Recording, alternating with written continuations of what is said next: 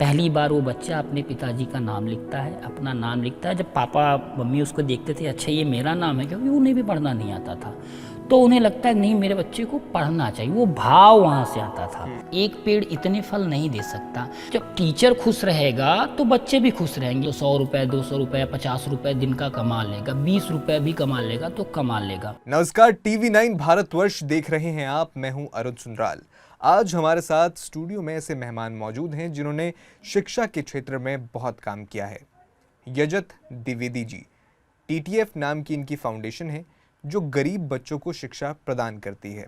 आज के इस दौर में जहां शिक्षा को एक व्यवसाय बना दिया गया है, वहां यजत द्विवेदी जी जैसे लोग मुफ्त में गरीब बच्चों को सहारा दे रहे हैं, उन्हें शिक्षा दे रहे हैं और उनका भविष्य संवार रहे हैं।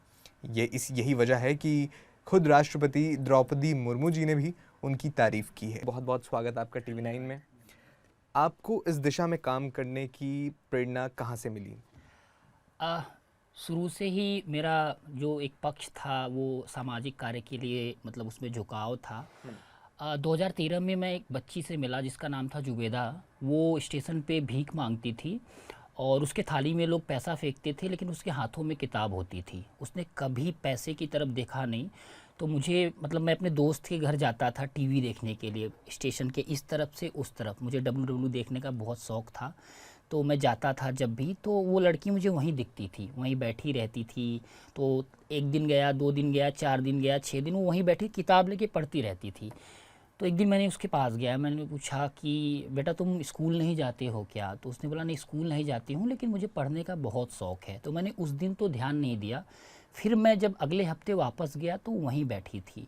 तो मैं उसके साथ बैठा, थोड़ी देर मैंने बात किया। फिर मैंने कहा कि तुम कहाँ रहती हो? तो उसने बताया बस यहीं स्टेशन के पीछे ही रहती हूँ मैं।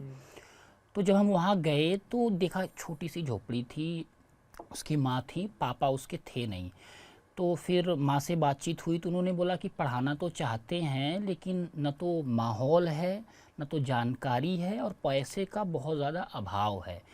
और ऐसे और भी बच्चे मुझे वहाँ दिखे। ये बात है 2013 की। फिर मैंने थोड़ी, वाराणसी में? हाँ, बनारस में। तो 2013 की बात है ये। तो 2-4 बच्चों से मैंने बात किया और उनके पेरेंट्स से बात किया, तो वो तो बहुत खुश हो गए, जैसे उनको पता नहीं क्या मिल गया है। तो फिर वहीं एक पास में ही पत्थर का पटिया था, उसी पे मैंने पढ़ाना शुरू किया 4 बच्चों से। ऐसे जुबेदा तो थी ही, उसके साथ 3-4 बच्चे और थे। तो वहाँ से शुरुआत हुई जर्नी की। तो ऐसा। और TTF फाउंडेशन जो आपने बनाई 2015 के आसपास, वो आइडिया कहाँ से आया कि फाउंडेशन के जरिए इस काम को आगे बढ़ाया जाए? ऐसा हुआ कि शुरू तो 4 बच्चों से किए थे, बट ना वो बच्चे बढ़ने लगे। 4 से फिर धीरे धीरे 40 हो गए और बढ़ने लगे। फिर जब आप एक जगह काम करने लगते हैं ना, तो आपको वो चीज़ें और भी जगहों पे विजुअलाइज होने लगती हैं, दिखने लगती हैं। तो हमें लगा कि यहाँ कर रहे हैं, यहाँ भी ज़रूरत है, यहाँ भी ज़रूरत है। फिर जब बच्चों की संख्या बढ़ने लगी तो टीम को हमने अप्रोच किया। अपने दोस्त थे हमारे उस समय बनारस में बहुत, तो क्लास में हमने डिस्कस किया। उस समय हम बहुत, मतलब ग्रेजुएशन फर्स्ट ईयर में थे ऐसा।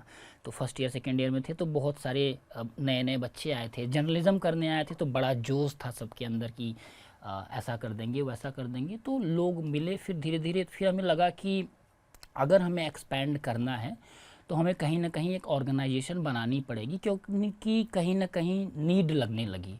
जब शुरुआत में बच्चों के एडमिशन्स कराने हुए या कुछ कुछ और ऐसे काम थे, तो हमारे पास नाम नहीं था, एक इंडिविजुअल पर्सनालिटी थे हम। तो ये हुआ कि नहीं, तो कुछ तो ऐसा किया जाए। तो फिर वहाँ से हमने ऑर्गेनाइजेशन का रजिस्ट्रेशन कराया 2 साल काम करने के बाद। 2 साल में रजिस्ट्रेशन तो नहीं हुआ था, बट टीम बहुत बढ़ गई थी और काम बनारस के एक जगह से निकल के 4-5 जगहों तक पहुँच गया था। हर जगह, मतलब हम सेंटर बोलते हैं, बैच बोलते हैं, तो वहाँ 40-50 40-50 ऐसे बच्चे थे बनारस।